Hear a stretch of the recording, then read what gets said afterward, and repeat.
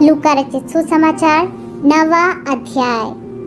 फिर उसने 12 को बुलाकर उन्हें सब दुष्टात्माओं और बीमारियों को दूर करने की सामर्थ और अधिकार दिया और उन्हें परमेश्वर के राज्य का प्रचार करने और बीमारों को अच्छा करने के लिए भेजा। उसने उनसे कहा, मार्ग के लिए कुछ न लेना, न तो लाठी, न झोली, न रोटी, न रुपये और न 2 कुर्ते। जिस किसी घर में तुम उतरो वहीं रहो और वहीं से विदा हो।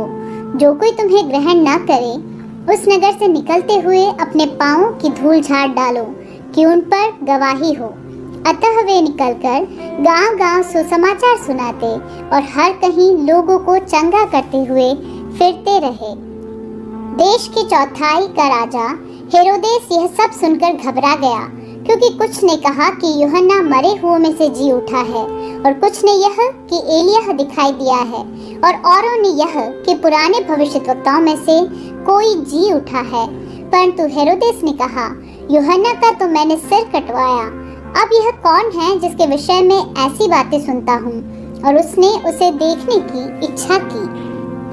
फिर प्रेरितों ने लौटकर जो कुछ उन्होंने किया था उसको बता दिया और वह उन्हें अलग करके बैतसैदा नामक नगर को ले गया। यह जानकर भीड़ उसके पीछे हो ली और वह आनंद के साथ उनसे मिला और उनसे परमेश्वर के राज्य की बातें करने लगा और जो चंगे होना चाहते थे उन्हें चंगा किया। जब दिन ढलने लगा तो 12 ने आकर उससे कहा, भीड़ को विदा कर कि चारों ओर के गांवों और बस्तियों में जाकर टिकें और भोजन का उपाय करें, क्योंकि हम यहाँ सुनसान जगह में हैं। उसने उनसे कहा, तुम ही उन्हें खाने को दो। उन्होंने कहा, हमारे पास 5 रोटी और 2 मछलियों को छोड़ और कुछ नहीं, परंतु हाँ, यदि हम जाकर इन सब लोगों के लिए भोजन मोल ले तो हो सकता है। वे लोग तो 5000 पुरुषों के लगभग थे। तब उसने अपने चेलों से कहा, उन्हें 50-50 करके पाती-पाती बैठा दो। उन्होंने ऐसा ही किया और सबको बैठा दिया। तब उसने वे 5 रोटियां और 2 मछलियां ली और स्वर्ग की ओर देखकर धन्यवाद किया और तोड़-तोड़ कर चेलों को देता गया कि लोगों को परोसे। तब सब खाकर तृप्त हुए और चेलों ने बचे हुए टुकड़ों से 12 टोकरियां भरकर उठाई।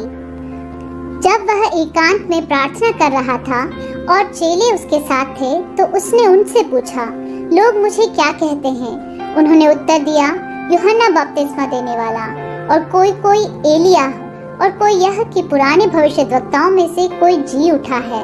उसने उनसे पूछा, परंतु तुम मुझे क्या कहते हो? पतरस ने उत्तर दिया, परमेश्वर का मसीह। तब उसने उन्हें चिताकर कहा कि यह किसी से न कहना। फिर उसने कहा, मनुष्य के पुत्र के लिए अवश्य है कि वह बहुत दुख उठाए और पुरनिये और प्रधान याजक और शास्त्री उसे तुच्छ समझकर मार डाले और वह 3रे दिन जी उठे।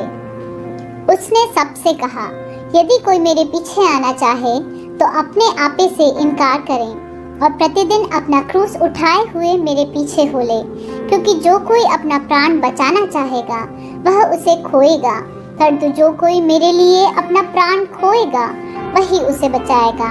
यदि मनुष्य सारे जगत को प्राप्त करे और अपना प्राण खो दे या उसकी हानि उठाए तो उसे क्या लाभ होगा? जो कोई मुझसे और मेरी बातों से लजाएगा, मनुष्य का पुत्र भी जब अपनी और अपने पिता की और पवित्र स्वर्गदूतों की महिमा सहित आएगा तो उससे लजाएगा। मैं तुमसे सच कहता हूँ कि जो यहाँ खड़े हैं उनमें से कुछ ऐसे हैं कि जब तक परमेश्वर का राज्य न देख लें तब तक मृत्यु का स्वाद न चखेंगे। इन बातों के कोई 8 दिन बाद वह पतरस, यूहन्ना और याकूब को साथ लेकर प्रार्थना करने के लिए पहाड़ पर गया। जब वह प्रार्थना कर ही रहा था तो उसके चेहरे का रूप बदल गया और उसका वस्त्र श्वेत होकर चमकने लगा। और देखो, मूसा और एलिय्याह, ये 2 पुरुष उसके साथ बातें कर रहे थे।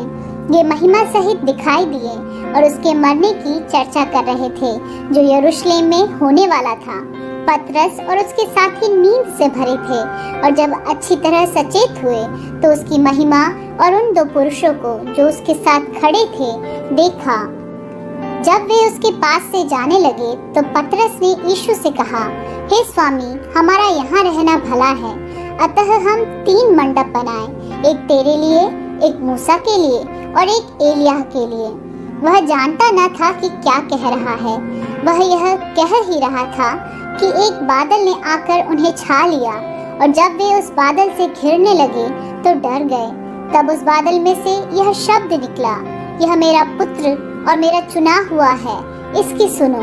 यह शब्द होते ही यीशु अकेला पाया गया और वे चुप रहे, और जो कुछ देखा था उसकी कोई बात उन दिनों में किसी से ना कही। दूसरे दिन जब वे पहाड़ से उतरे तो एक बड़ी भीड़ उससे आ मिली, और देखो, भीड़ में से एक मनुष्य ने चिल्लाकर कहा, हे गुरु, मैं तुझसे विनती करता हूँ कि मेरे पुत्र पर कृपा दृष्टि कर, क्योंकि वह मेरा एकलौता है। और देख, एक दुष्टात्मा उसे पकड़ती है, और वह एकाएक चिल्ला उठता है, और वह उसे ऐसा मरोड़ती है कि वह मुंह में फेन भर लाता है और उसे कुचलकर कठिनाई से छोड़ती है। मैंने तेरे चेलों से विनती की कि उसे निकाले, परंतु वे न निकाल सके। यीशु ने उत्तर दिया, हे अविश्वासी और हठीले लोगों, मैं कब तक तुम्हारे साथ रहूंगा और तुम्हारी सहूंगा? अपने पुत्र को यहाँ ले आ। वह आ ही रहा था कि दुष्टात्मा ने उसे पटक कर मरोड़ा, परंतु यीशु ने अशुद्ध आत्मा को डांटा और लड़के को अच्छा करके उसके पिता को सौंप दिया। तब सब लोग परमेश्वर के महासामर्थ्य से चकित हुए। परंतु जब सब लोग उन सब कामों से जो वह करता था अचंभित थे, तो उसने अपने चेलों से कहा, तुम इन बातों पर कान दो, क्योंकि मनुष्य का पुत्र मनुष्यों के हाथ में पकड़वाया जाने को है। परंतु वे इस बात को न समझते थे, और यह उनसे छिपी रही कि वे उसे जानने न पाए, और वे इस बात के विषय में उससे पूछने से डरते थे। फिर उनमें यह विवाद होने लगा कि हम में से बड़ा कौन है। पर यीशु ने उनके मन का विचार जान लिया, और एक बालक को लेकर अपने पास खड़ा किया और उनसे कहा, जो कोई मेरे नाम से इस बालक को ग्रहण करता है वह मुझे ग्रहण करता है, और जो कोई मुझे ग्रहण करता है वह मेरे भेजने वाले को ग्रहण करता है, क्योंकि जो तुम में सबसे छोटे से छोटा है वही बड़ा है।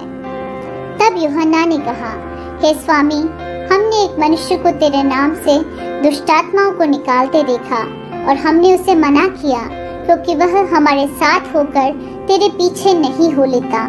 यीशु ने उससे कहा, उसे मना मत करो, क्योंकि जो तुम्हारे विरोध में नहीं वह तुम्हारी ओर है। जब उसके ऊपर उठाए जाने के दिन पूरे होने पर थे, तो उसने यरूशलेम जाने का विचार दृढ़ किया। उसने अपने आगे दूत भेजे। वे सामरियों के गांव में गए कि उसके लिए जगह तैयार करें, परंतु उन लोगों ने उसे उतरने न दिया, क्योंकि वह यरूशलेम जा रहा था। यह देखकर उसके चेले याकूब और यूहन्ना ने कहा, हे प्रभु, क्या तू चाहता है कि हम आज्ञा दें कि आकाश से आग गिरकर उन्हें भस्म कर दे? परंतु उसने फिर कर उन्हें डांटा और कहा, तुम नहीं जानते कि तुम कैसी आत्मा के हो, क्योंकि मनुष्य का पुत्र लोगों के प्राणों का नाश करने नहीं वरन बचाने के लिए आया है। और वे किसी दूसरे गांव में चले गए। जब वे मार्ग में जा रहे थे, तो किसी ने उससे कहा, जहाँ जहाँ तू जाएगा मैं तेरे पीछे हो लूंगा।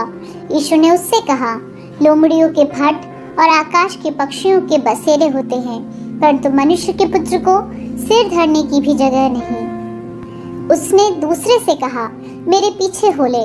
उसने कहा, हे प्रभु, मुझे पहले जाने दे कि अपने पिता को गाड़ दूं। उसने उससे कहा, मरे हुओं को अपने मुर्दे गाड़ने दे, पर तू जाकर परमेश्वर के राज्य की कथा सुना।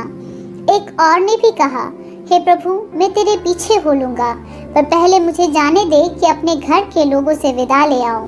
यीशु ने उससे कहा, जो कोई अपना हाथ हल पर रखकर पीछे देखता है वह परमेश्वर के राज्य के योग्य नहीं।